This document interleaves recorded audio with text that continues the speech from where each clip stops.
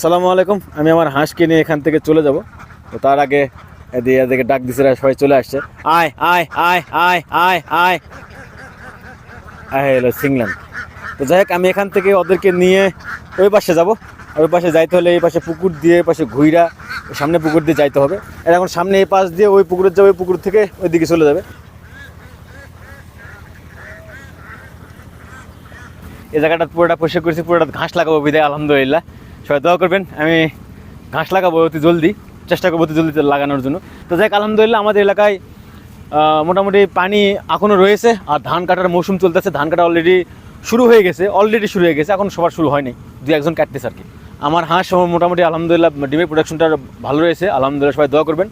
হাঁসের এখন খাবারটা ভালো রয়েছে। আর যারা হাঁস লালন পালন করেন, একটাই কি ভাই, হাঁসকে যেন ঠকায়েন না ভাই, একটা কথা বারবারই মনে রাখবেন, হাঁসকে ঠকাবেন না, হাঁসকে ঠকলে আপনি ঠকবেন।